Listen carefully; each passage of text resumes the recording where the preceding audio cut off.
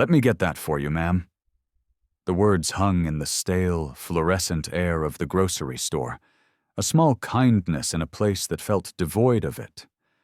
Across from her stood an elderly woman, her skin as pale and thin as parchment, her faded coat hanging off skeletal shoulders. The woman stared down at her items on the conveyor belt. A single can of soup, a half loaf of bread, a small carton of milk. Her voice, when it came, was barely a whisper, a rustle of dry leaves. I didn't realize it would be that much." The cashier, a young woman with acrylic nails that clicked impatiently on the counter and a condescending sneer permanently etched onto her face, scoffed. "Well, if you don't have the money, we're not running a food bank." My heart twisted into a tight, angry knot. I didn't hesitate. "It's okay," I said, my voice louder than I intended. "I've got it." I reached for my wallet, but before I could pull out a 20, a heavy hand slapped it out of my fingers, sending it skittering across the grimy floor. "What the hell do you think you're doing?" a voice snarled. I flinched as my manager, Tom Jenkins, stepped between us. Mid-40s, square-jawed, red-faced, with the kind of authority that enjoyed being misused. He smelled of stale coffee and cheap cigars. Without warning, he raised his hand and slapped me across the face. The sound was a sharp crack, echoing in the sudden silence of the checkout line. My head jerked to the side, my cheek stinging instantly, a hot flush of shame and fury rising in my throat. "You think this is your store now?" Tom barked, spit flying from his mouth. "You people are all the same, loud, nosy, and always trying to play the hero." The entire line froze. The sneering cashier gasped. A customer further back dropped his basket with a clatter. No one moved. No one breathed. I blinked through the shock, the world swimming for a second. Blood rushed to my ears, a roaring sound that drowned out everything else. My hand slowly went to my cheek, but I didn't back away. I looked him straight in the eye. "That woman needed help," I said, my voice quiet but shaking with a rage I didn't know I possessed. Tom's voice dripped with venom. "That woman's not our responsibility, and neither are you anymore. You're fired. Get the hell out of here." What no one noticed, however, was the old woman standing silently near the exit, holding her small grocery bag like it weighed 1,000 pounds. Her expression had changed. There was no more fear, no more confusion. Instead, her eyes were calm, calculating, missing nothing. She had witnessed everything. And she wasn't just any old woman. She was Sarah Whitmore, mother of Andrew Whitmore, the white billionaire CEO and owner of the very chain of stores they were standing in. She had come here in disguise, dressed like one of the forgotten, to see how her son's empire treated the people most often overlooked.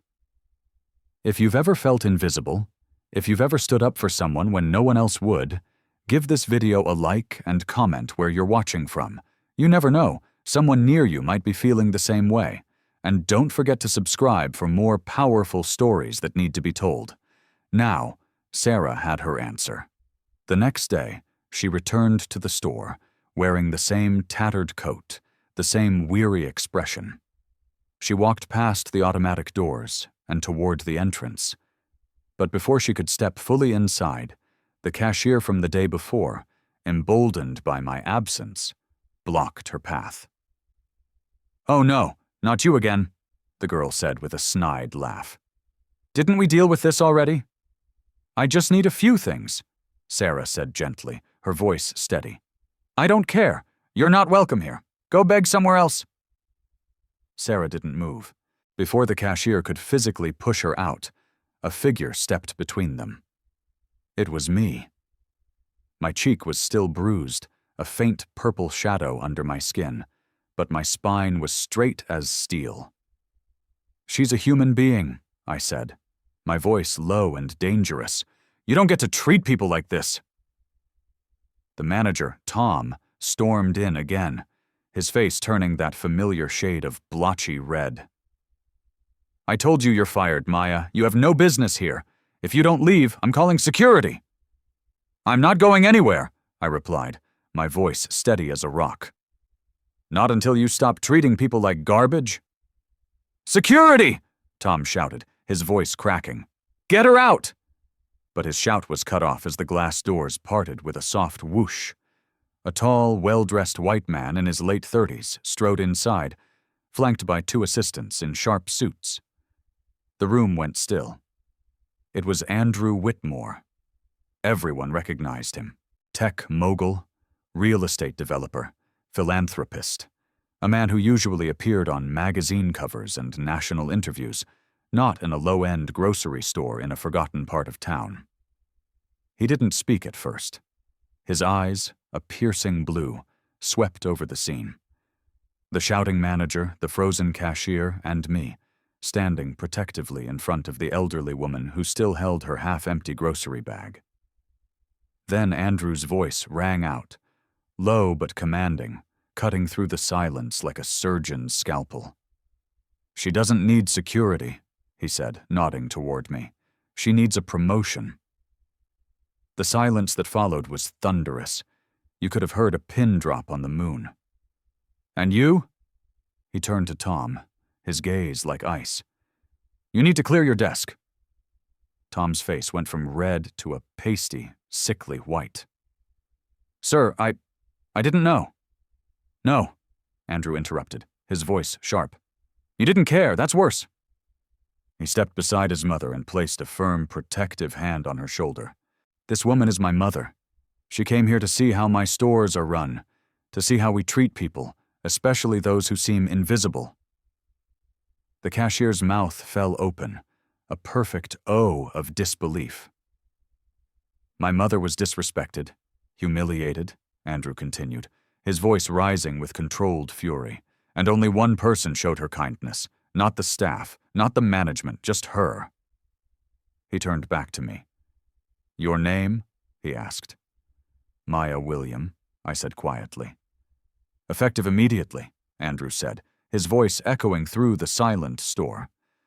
"Maya William will be Greenway Market's new Director of Community Outreach. You'll have an office, a salary, and the authority to ensure no one in our stores is ever treated the way you were." My mouth opened, but no words came out. I felt like I was floating outside my own body, watching a scene from a movie I didn't remember auditioning for. Andrew turned to the staff, his gaze sweeping over the cashier, the stock boys, the other employees who had stood by and done nothing. "Everyone who laughed, who stood by and did nothing, you're done. And for those who believe that class and skin color define human worth, this is your wake-up call." He looked at me again, his expression softening slightly. "You did something brave.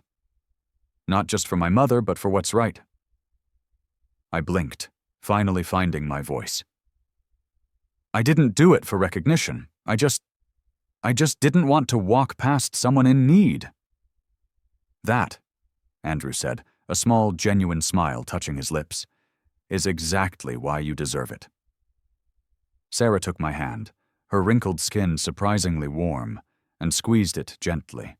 And just like that, the woman who was overlooked, insulted, and fired became the beating heart of a movement that would change countless lives. And she did it by simply saying, "Let me get that for you." That night, I sat in my small kitchen, the weight of the day settling around me like the faded paint on the walls. The fluorescent light above flickered, as it always did, just enough to be annoying, not enough to warrant a call to the landlord. Across the table, my mother, Laverne, stirred a bowl of soup, her hand trembling slightly with age and illness. Belle, my 10-year-old niece who I was raising, was curled up on the couch in the living room, sketching quietly in her notebook. I could hear the soft scratching of her pencil, a calming rhythm in an otherwise turbulent world. "You're quiet," Laverne said, her voice raspy but warm as a blanket. I forced a smile. "It's been a day, Mama. I saw the bruise." I touched my cheek, The faint purple shadow had darkened since that morning. It's nothing. Don't lie to me, baby. Nothing doesn't leave a mark like that. I didn't answer. How could I explain it? The slap, the humiliation, the explosion that followed. The surreal, impossible moment when Andrew Whitmore himself appeared and upended the entire store like some divine twist in a cosmic drama. I poured myself a cup of tea, my fingers trembling slightly as I gripped the mug. "Mama," I began, my voice low, "you ever feel like something impossible just happened, and you're afraid to believe it because it might just vanish if you look at it too hard?" Laverne smiled softly, her eyes full of a wisdom that came from a lifetime of seeing the impossible. "You mean like the time your daddy finally found a working space heater in the winter of '92, and we thought it was magic?" I laughed, a gentle, tired sound. "Yeah, maybe like that." "Tell me," Laverne said, her voice an invitation. So I told her. I told her everything. About the old woman who turned out to be the billionaire's mother, about Tom's slap, about Andrew's thunderous arrival and the words he spoke in front of everyone, about the promotion, about how a single act of kindness, a simple refusal to look away, had become a spark in a room full of cold, dead eyes. When I finished, Laverne was quiet for a long moment, her gaze distant. "Sounds like justice?" she said finally. "Yeah, but it feels like too much," I murmured. "I was just doing the decent thing." "Baby," Laverne said, leaning forward, her eyes locking onto mine. "That's exactly why it's right. People out here act like decency is a luxury, something you can afford when everything else is taken care of. But for folks like us, it's survival. It's soul work." I looked down at my hands. They were strong, cracked at the knuckles, calloused from years of scrubbing floors, lifting buckets, folding laundry, hands that gave without ever asking for anything back. "Mama, what if I don't know how to be what he wants me to be? A director. You're just you," she finished for me, her voice firm. "And that's all you ever need to be?" The next morning came too early. The sun had barely crept over the horizon when I stood outside the Greenway headquarters, a monolithic glass building that shimmered like a futuristic cathedral against the pale dawn sky. I wore my best black slacks, a simple blouse, and the only blazer I owned. A gift from a neighbor who had once worked at a bank before the recession took everything. As I stepped inside, a young receptionist greeted me with a look that wasn't quite pity, but wasn't respect either. I was used to that expression, the look that said, "You don't belong here, but I'll pretend you do for now." "I'm here to see Mr. Whitmore," I said, my voice steadier than I felt. "Yes, Miss William, he's expecting you." The elevator ride to the top floor felt eternal. I watched the digital numbers tick upward, my heart climbing with them. When the doors opened with a soft chime, I was greeted by a man in a crisp gray suit, Andrew's assistant, who guided me into a conference room with panoramic windows that overlooked downtown Atlanta. The city sprawled below us, a tapestry of concrete and steel, dreams and despair. Andrew stood waiting, dressed in a dark suit, his demeanor calm but direct. "Good morning, Maya," he said. "Have a seat." I sat, trying not to squirm on the plush leather chair. "I imagine you've had quite the day," he said with a small smile. "That's one way to put it," I replied, my own lips twitching into a half smile. He nodded, his expression turning serious. "I meant what I said. I'm not promoting you for sympathy or optics. You displayed something rare, moral clarity under pressure. That's not common in leadership, and it's exactly what we need." I've never led anything, sir. Just cleaned floors and made sure nobody slipped on a wet spot." "Then you've already led more than most people in suits," Andrew said, his gaze unwavering. "You've looked out for others. That's leadership." I took a deep breath, the clean, conditioned air of the office filling my lungs. It smelled like money and power, two things I'd never had. "What do you need me to do?" "I want you to head a new initiative," he said, leaning forward. "Community outreach, real programs for real people, food drives, local scholarships, listening sessions for underpaid workers. But not just for show. This will have teeth. This will have a budget. This will have my full support." I blinked. "You want me to build all that? With a team?" "Yes, with your values as the foundation." I swallowed hard. "I'll need help." "You'll have it," he said, "and you'll have my trust. But this has to come from the ground up. I want to change this company from the inside out, and I can't do that without people like you." I stood slowly, my legs feeling a little shaky. "All right, I'll try." "Don't try," Andrew said, his voice firm but kind. "Do it, the way you did yesterday, without fear." I left the building with a folder full of onboarding documents and a heart full of questions. On the bus ride home, I sat by the window, watching the city blur past. Rows of tired buildings, children waiting for school buses, a man selling oranges by the freeway. The world hadn't changed, but something inside me had. Later that evening, I pulled out my phone and texted a single sentence to Andrew's assistant. "I'm in. Let's begin."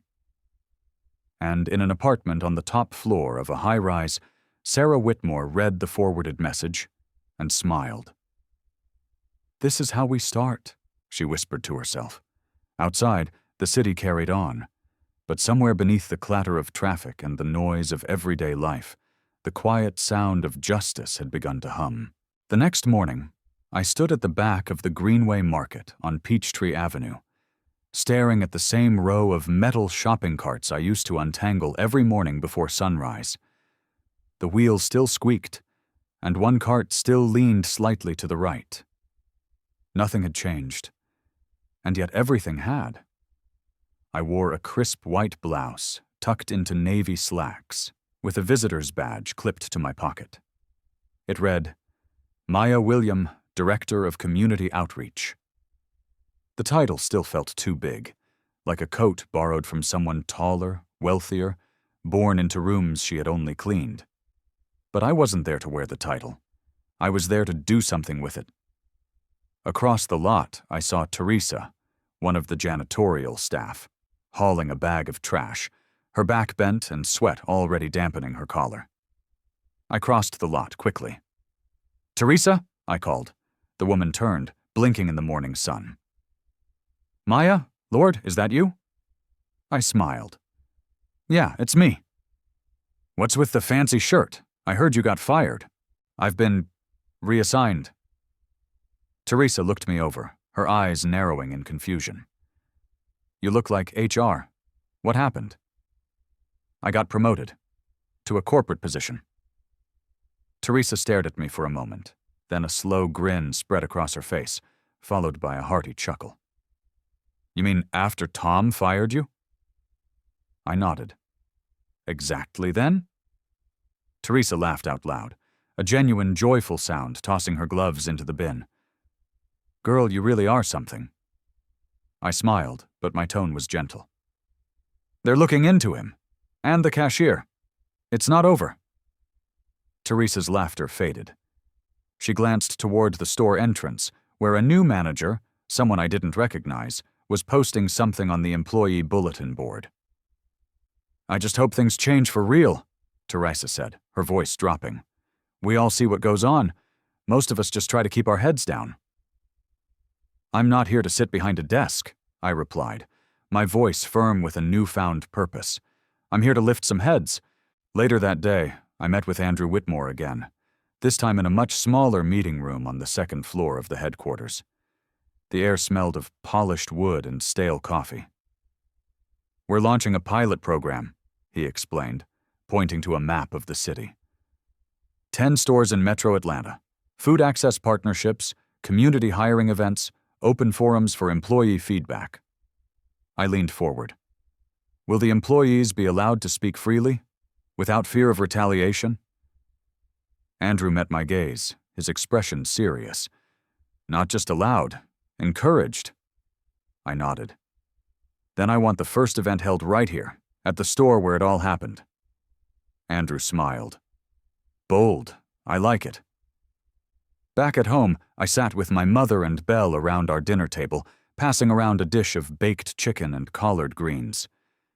The apartment was the same, but the energy had shifted. Even Belle had noticed. You're like, famous now, Belle said, her eyes wide. My teacher showed us an article about you online. I laughed. Don't believe everything you read. She said you were a hero. I'm just someone who did the right thing when the moment came. Laverne nodded from the head of the table, her eyes soft but proud. That's what heroes are, baby. People who don't flinch when the moment shows up.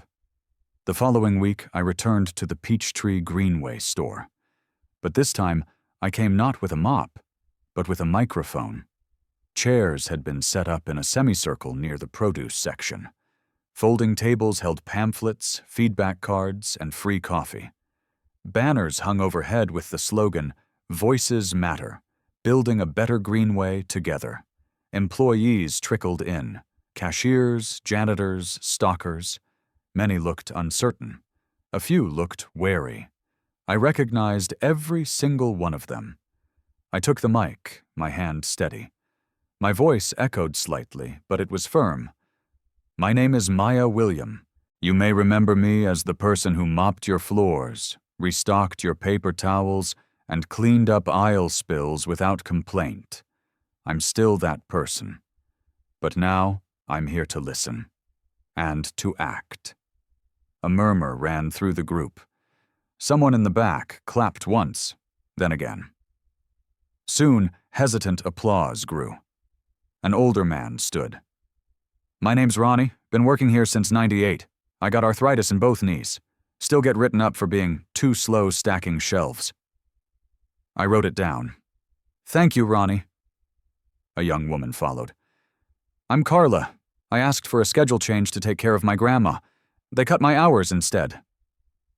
Thank you, Carla. The stories kept coming. Real, raw, layered with exhaustion and quiet hope.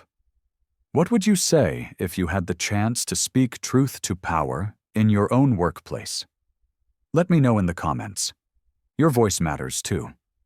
And remember to subscribe to see how these voices begin to change everything. After the forum, Andrew approached me near the loading dock. You were right, he said, his voice subdued. These aren't complaints, they're truths. I looked out at the setting sun stretching across the pavement. Truth doesn't need permission, I said. It just needs ears. Andrew nodded. We'll start revising policies this month. And I want peer advocates in every store, I added. People the staff can talk to without fear. You'll lead that too. I smiled faintly. I already am. That night, as I walked home, I passed by a mural I'd never noticed before.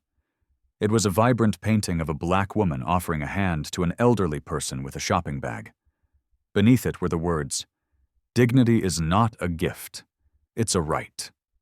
I stopped and stared at it for a long time. I didn't know who painted it or why, but in that moment I felt seen. And for once, that was enough. 3 weeks had passed since I stood in front of my former co-workers and listened to their stories. In that short time, something had begun to shift, not just in policy, but in spirit. Greenway's community outreach program, once just a vague bullet point in a forgotten handbook, now had a name, a team, and a woman behind it who understood the value of every overlooked voice. But as I sat in my modest new office at headquarters, glass walls, a shared assistant, and a desk too clean to feel like mine, I sensed that the real challenge hadn't begun yet. A knock interrupted my thoughts. Come in, I called. It was Jordan, a young analyst from HR who had joined my outreach team. His blazer was wrinkled, and he looked like he hadn't slept much. We got flagged emails, he said, dropping a folder onto my desk. Internal chatter? Some managers across the Midwest region aren't happy about the new initiative. I flipped through the pages. They were filled with passive-aggressive messages from district supervisors complaining about excessive empathy, loss of managerial authority, and prioritizing emotion over performance. One even described me as a symbol of misplaced corporate guilt. I raised an eyebrow. They didn't hold back. Nope, Jordan said. And that last one? That's from Craig Norris, VP of Operations. I leaned back, the chair creaking beneath me. So the higher-ups are circling. Jordan nodded. They're polite for now, but the tone's turning. They think you're changing too much, too fast. I tapped my pen against the desk. That means it's working. I stood. Schedule a regional tour. I want to visit stores in every quadrant. Talk to workers, check conditions, meet with local leadership. Jordan blinked. That's a lot of travel. This job doesn't belong behind glass. The next week, I boarded a red-eye to Chicago, bundled in a long wool coat and scarf. The January wind sliced through the city like it held a grudge. I visited 3 stores, each one cleaner, more modern, more profitable than my old branch. But under the surface, the tension was the same. In one location, a young black man named Devon pulled me aside after the meeting. Miss William, he said quietly, they told us not to speak up. Said this was all for show, that if we complained, our hours would be cut. My stomach tightened. Who told you that? He hesitated. The store manager. Said corporate's just trying to look good after what happened in Atlanta. I took down the name. Thank you for telling me. You did the right thing. At the next store, I found an elderly cashier sitting on a milk crate in the break room, her feet swollen and wrapped in gauze. Management says I can't sit while I ring people up, the woman said, her eyes tired. Says it looks lazy. I crouched beside her. How long have you been working here? Since 1983. I stood, furious and quiet. I made calls, demanded policy revisions, and every night I wrote detailed reports and sent them straight to Andrew Whitmore.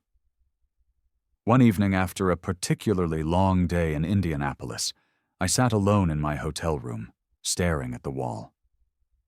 The silence pressed in. I opened my laptop and began to draft a speech for the upcoming Greenway Town Hall, an annual event usually filled with charts, profits, and public relations jargon. But this year, Andrew wanted me to speak. I wrote, "What we tolerate reveals who we are. And for too long, this company, like many others, has tolerated quiet cruelty, the kind that hides behind protocol, that punishes dignity, that treats human decency like a distraction." I paused, fingers hovering over the keys, then typed, "This isn't about guilt. It's about vision, about building a culture where respect isn't reserved for titles or appearances, but extended to every human being who walks through our doors." The following week, I returned to Atlanta. My apartment looked the same, but the weight on my shoulders was heavier. I was no longer fighting to be heard. I was fighting to protect the voices that finally trusted me. The morning of the town hall arrived, and the Greenway Auditorium buzzed with activity. Executives, store managers, media reps, and hundreds of employees filled the seats. The stage lights were sharp, the air thick with anticipation. Andrew Whitmore opened the event with a brief speech about change, progress, and acknowledging where we failed. Then he called me to the podium. I stepped up slowly, palms a little damp, heart steady. "Good morning," I said, my voice carried by the microphone. 3 months ago, I was fired in a grocery store for helping someone buy a loaf of bread. A few gasps, a few heads lowered. I was a janitor, and on that day, I was treated like I was less than human. I paused, letting the words sink in. But someone saw value in what I did, not because it was dramatic, but because it was right. I looked out at the crowd. So many faces, some familiar, many distant. I don't want applause. I want a promise that we will no longer allow cruelty to be called policy, that we will no longer allow silence to be mistaken for professionalism, that we will lead not from spreadsheets, but from soul. A standing ovation began, slow at first, then growing into a roar. Backstage, Andrew smiled, his arms crossed. "She's not just changing policy," he murmured to himself. "She's changing hearts." That night, I returned home exhausted. I kicked off my heels, changed into sweats, and sat on the couch beside Belle. On the television, a news anchor spoke. Today, Greenway Market took an unprecedented turn as Maya William, their new Director of Community Outreach, called for sweeping internal reforms in her viral town hall speech. Belle grinned. "You're on the news again." I laughed, pulling her close. Laverne, from her recliner, whispered, "Don't let the lights change you, baby." "I won't," I said. "The light just helps me see clearer." And outside, across dozens of cities, behind dozens of checkout counters and mop buckets, a quiet shift had begun.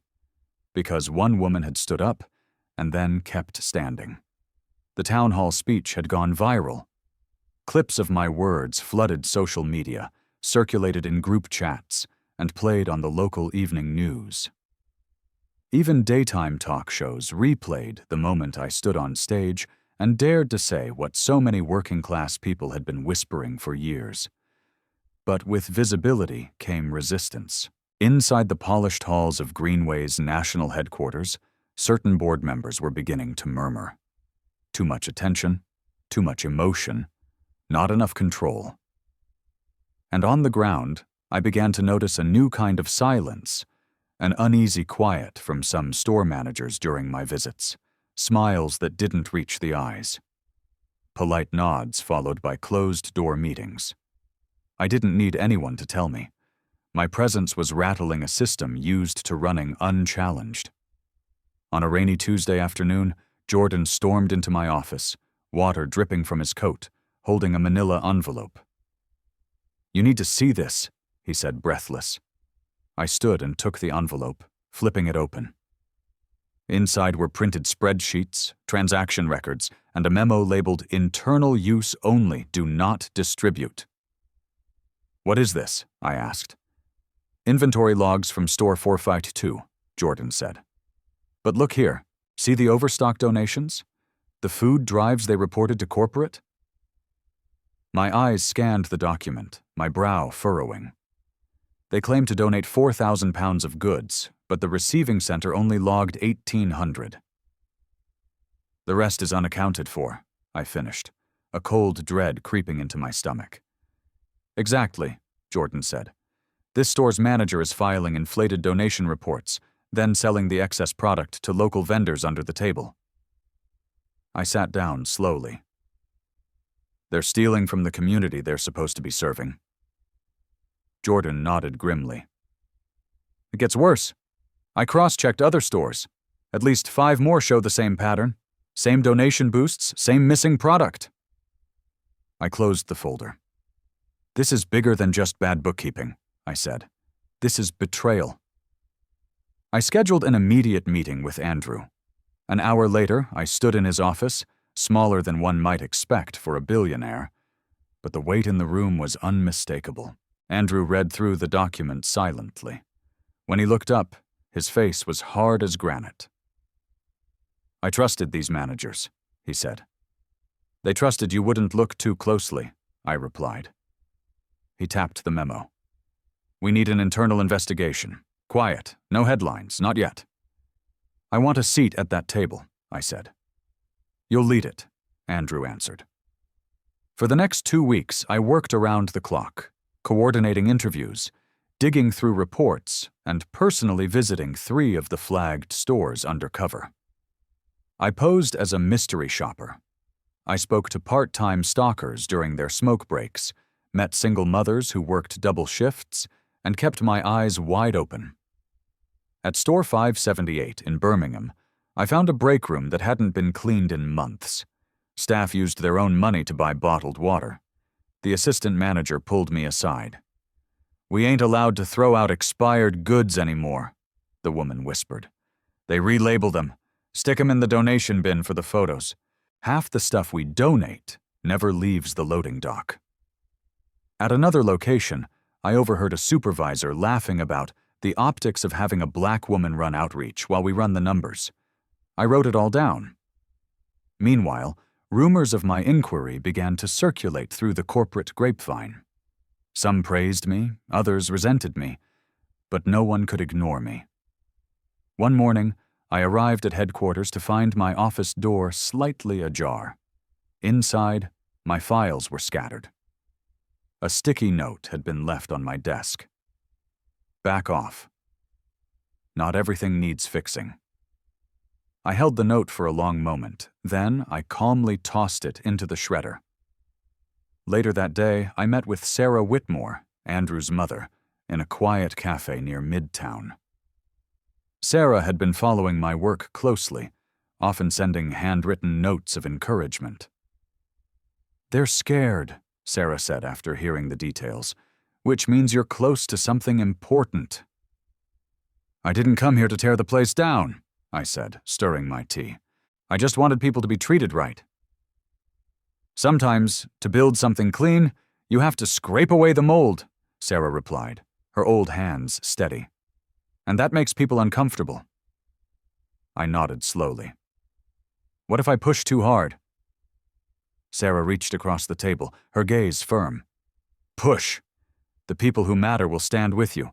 The rest were never meant to stay." That night, I stood at my apartment window, staring down at the city. Laverne was asleep in her chair, the television flickering blue light across her weathered face. Belle had left a crayon drawing on the fridge, a smiling cartoon of me with a cape. "Super Auntie," the caption read. I chuckled softly. "I'm not trying to be a hero," I whispered. But in the silence that followed, I heard my mother's voice from months ago. "That's what heroes are, baby. People who don't flinch when the moment shows up." The next morning, I filed a formal ethics complaint with Andrew.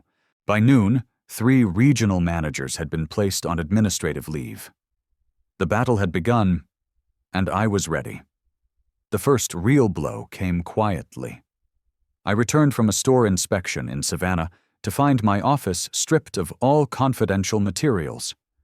The locked drawer I used for internal reports had been emptied. My backup USB, hidden behind a bookshelf, was gone. A thin slip of paper lay in its place. Eyes are everywhere. "Stop digging."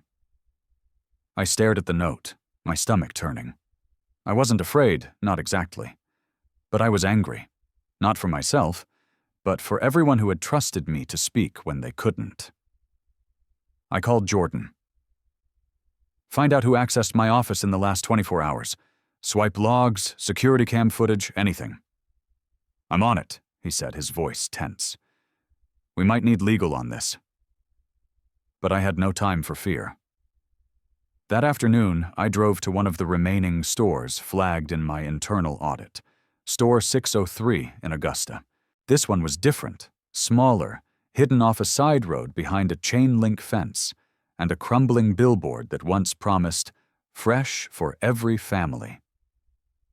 As I walked in, a thin man in a faded manager's badge approached. "You must be Maya William," he said with a forced smile. "Didn't know we were expecting royalty today." "Not royalty," I replied evenly. "Just here to listen." His smile tightened. I wandered the aisles, noting outdated price tags, dim lights, and a broken freezer unit humming like a dying engine. In the break room, a young Latino worker nervously approached me. "Miss Maya," she whispered, "they said if we talk to you, our hours get cut. They already did it to Jasmine. She asked about overtime, and next week she's not on the schedule." My jaw clenched. "Tell Jasmine to email me directly. No more whispering." "But they're watching," the girl said. "They always watch." Outside, I stood by my car, trying to catch my breath, when I noticed a figure lingering near the lot's edge. A woman in a gray hoodie, arms crossed, scanning the store. "Can I help you?" I called out. The woman stepped forward slowly. "I saw you on the news," she said. "What you said at the town hall, it was real, you meant it." "I did." "I used to work here," the woman said. "They pushed me out last year, made up some numbers, said my drawer kept coming up short." "What's your name?" "Rhonda Miller." I pulled out my notebook. "Would you be willing to give a statement?" Rhonda hesitated. "If it helped someone else?" "Yeah." As I drove back to Atlanta, my phone buzzed. It was a text from Jordan. "Security log wiped. Someone deleted all entry records for yesterday. We have a breach." When I returned to headquarters, I found Andrew pacing in his office, sleeves rolled up, his face grim. "We've got a bigger problem," he said. "What now?" He handed me a legal envelope. "A formal complaint has been filed against you." I opened the document slowly. Inside was a typed statement accusing me of workplace intimidation, misconduct, and abuse of investigative authority. "This is fiction," I snapped. "I know," Andrew said, "but HR has to respond. They're launching a third-party review." "From who?" "Board-appointed legal counsel." I stepped back. "They're trying to discredit me." "They're trying to shut you down," Andrew said. "You've rattled too many cages." I took a breath. "Let them investigate. I have nothing to hide." He met my eyes. "Are you sure you're ready for this to get ugly?" "I've seen ugly," I said, my voice low and steady. "It doesn't scare me anymore." In the days that followed, the investigation began. I was instructed to work from home, pending the outcome. My badge access was restricted, my emails monitored. But I didn't stop. From my living room table, I built a map of every store, every testimony, every missing pound of donated food. I called former employees. I listened to janitors and cashiers tell their stories late into the night. Meanwhile, in the media, whispers began to leak, anonymous tips about corporate corruption, about whistleblowers being silenced. The story was growing legs. One evening, Sarah Whitmore showed up unannounced, carrying a box of old photo albums and a bag of groceries. "I thought you could use some company," she said. I smiled. "You're always welcome here." We sat together, flipping through photographs of Sarah's younger days, protests, marches, charity kitchens. "I thought we fixed this," Sarah murmured. "Back in the 70s. I really believed we did." "We made progress," I said. "But systems don't die. They evolve, and they hide in new places." Sarah looked at me. "So, what do we do now?" My voice was quiet, but firm. "We shine a light so bright they can't hide anymore." The next day I received a call. The internal review had concluded. I was cleared of all misconduct, but 3 senior executives had resigned. Andrew called shortly after. "We just took down some big names. You did that." "We did that," I corrected. "But we're not done." "No," he said, a new resolve in his voice. "Now we rebuild." And as I looked out my window at the streets of Atlanta, I realized something deep in my bones. The fight wasn't behind me. It was just moving into a new phase, and I was exactly where I needed to be. The rain came soft that morning, falling like whispers on the pavement. I sat by the window in my modest apartment, sipping black coffee from a chipped mug. The city outside was still waking up, cars sputtering to life, birds brave enough to sing through the drizzle. On the table beside me lay a thick, ivory envelope bearing no return address. It had arrived late the night before, slipped under my door while I was asleep. I opened it slowly. Inside was a single letter. typewritten in a cold serif font. We've seen your fight. We've watched your justice. But not everyone believes your hands are clean. You dig too deep, and you may uncover things you were never meant to see. Consider this a warning. Step back, Miss William, for your sake and your family's. No name, no signature, but the meaning was clear as a bell. I sat still, the letter trembling slightly in my hand. I glanced across the room at Belle, asleep on the couch with a comic book over her chest. Laverne stirred softly in her chair, wrapped in her favorite quilt. Fear prickled at the edge of my thoughts, but so did resolve. I picked up my phone and texted Andrew. We need to talk. In person. Today. 2 hours later, I sat in Andrew's office, the letter on the table between us. Andrew read it twice, his jaw tightening. We've had threats before, he said, his voice low. But this feels personal. It is, I said. They mentioned my family. He looked up. We can get you security, short-term protection while we sort out who sent this. I shook my head. I don't want a driver and a man with sunglasses. I want the truth. I want to know who's trying to scare me into silence. Andrew nodded slowly. Then we dig harder. But Maya, this isn't just about the stores anymore. Someone with real power is watching you. I leaned forward. Then it's time we stop fighting shadows. Over the next week, I doubled down. I reactivated my badge, returned to headquarters, and made a public appearance at a new store opening in Montgomery, where I personally cut the ribbon alongside store employees, not executives. My presence sent a message. I wasn't going anywhere, but beneath the surface, I was building something stronger. I formed a task force, an internal coalition made up of regional workers, legal advisors, and retired community organizers. We called it Project Cornerstone. The goal: review all regional operations, past and present, and rebuild the company culture from the ground up. It wasn't flashy, it wasn't fast, but it was real. One afternoon during a listening session in Baton Rouge, an older man named Clarence took the mic. I've been bagging groceries since 1975, he said, his voice raspy.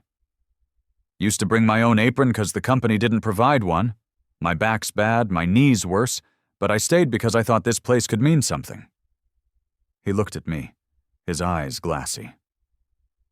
You made me believe it again. Later that evening, I sat alone in the store's break room, staring at the worn tabletop. One of the local workers had left behind a tattered copy of a Maya Angelou poem. I read it twice. Still I rise. I folded it gently and tucked it into my purse. When I returned to Atlanta that Friday, I was greeted by another letter. This time, handwritten, sealed with wax. Inside was a simple message. The line you're crossing was drawn for a reason. Walk back while you still can. No threat this time, just a warning. I showed it to Andrew. He called in the legal team, cybersecurity, even a private investigator. But I already knew. Whoever was behind this was closer than we realized. That weekend, I walked to the corner store to buy eggs and milk. As I stood in line, a woman ahead of me turned around slowly, a face I half recognized from one of my earliest Greenway meetings. You're making waves, the woman said, her voice a low murmur. I'm making room, I answered. The woman nodded, almost sadly. Just be careful. The people who benefit from silence, they tend to scream when it's broken. Back at home, I stood in my kitchen, the groceries untouched. Belle played music in the background, dancing with a wooden spoon. Laverne watched, amused. I whispered to myself, they want me quiet. They want me afraid. But my voice didn't waver. I pulled out my laptop and opened a blank document. Title, The Cost of Silence. It would be an internal report, yes, but also a story. A detailed record of everything I had seen, everything I had heard, a roadmap for anyone who came after me. If they tried to erase me, they wouldn't erase the truth. And as the keys clicked beneath my fingers, I made myself a promise. No matter how long the shadows stretched, I would keep walking toward the light. The hum of the office was unusually quiet. Phones rang in distant corners, but the usual buzz of conversation was muted, like a thick fog had settled over Greenway's headquarters.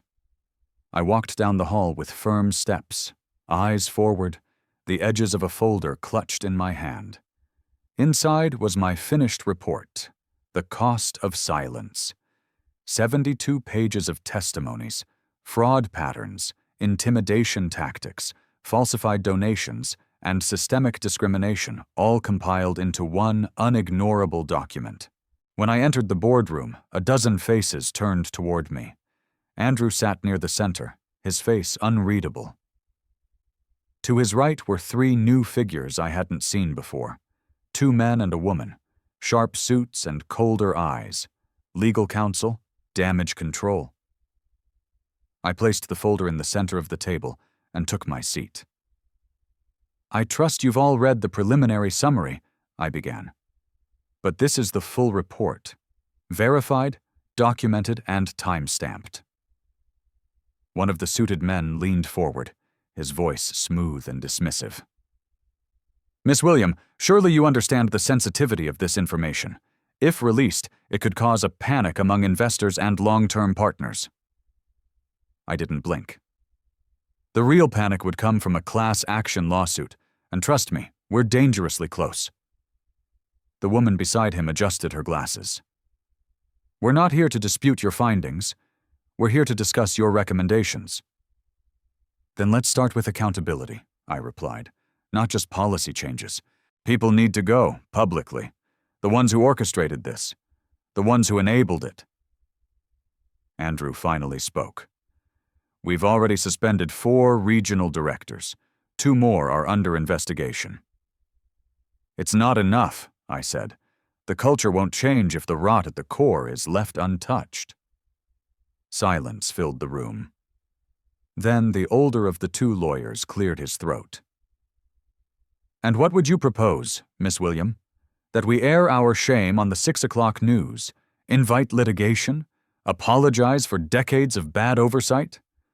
I met his eyes. Yes, that's exactly what I propose. They stared at each other. He looked away first. After the meeting, I stood alone in the hallway, the weight of the past 6 months pressing heavy on my shoulders. Jordan caught up with me near the elevators. They won't go down easy, he said. I don't expect them to, I replied. He handed me a small flash drive. A gift from a friend in IT. Archive access. Turns out some of those deleted security logs weren't really deleted, just buried. I took the drive. You're a good man, Jordan. He smiled. You're a better one. That evening, back at my apartment, I sat with my mother and Belle at the dinner table. Laverne was uncharacteristically quiet, pushing sweet potatoes around her plate. You okay, Mama? I asked. Laverne looked up slowly. You're fighting a war, baby, and war leaves marks, even when you win. I reached across the table and held my mother's hand. I'm not fighting alone anymore. Belle looked up from her math homework. Can I help? I smiled. You already are, sweetheart. The next morning, news broke. An anonymous leak had sent portions of my report to a journalist at the Atlanta Sentinel. By noon, headlines were flying. Greenway accused of donation fraud and worker retaliation. Whistleblower sparks internal reckoning. Andrew called me into his office. We have a firestorm on our hands, he said. The board wants to suspend all outreach programs pending investigation. No, I said firmly. That's what they want, to kill the thing that threatens them. He looked at me, weary but loyal. Then what do you suggest? We go public on our terms. We own the mistake, and we lead the correction. Andrew ran a hand through his silvering hair. That's bold. It's honest. And so we did. The following day, Andrew and I stood together at a press conference, streamed live. Behind us was a banner. Transparency, truth, transformation. I took the podium. For decades, certain practices within our company have fallen short, not just of corporate standards, but of basic human decency. We cannot undo the past, but we can confront it, we can name it, and we can change. I continued, outlining the internal audit, the testimonies, the changes already in motion, and the ones to come. We will not protect those who manipulated the trust of our communities. We will not tolerate retaliation. And we will never again turn a blind eye to those who serve on the front lines of this company's success. The applause was hesitant at first, then swelled. Backstage, Andrew handed me a glass of water. You just made a lot of enemies. I took a sip, and gave a lot of people a reason to believe again. That night, as I walked home under a sky slowly clearing after rain, I passed the mural again. The one with the black woman offering a hand to the old man with groceries. But this time, someone had added to it. Below the original line, "Dignity is not a gift, it's a right," was a new line painted in soft blue. And those who protect it write history. I stopped, smiled, then kept walking into the night, ready for whatever came next. It was a Tuesday morning when I returned to the store on Peachtree Avenue, the place where everything had begun.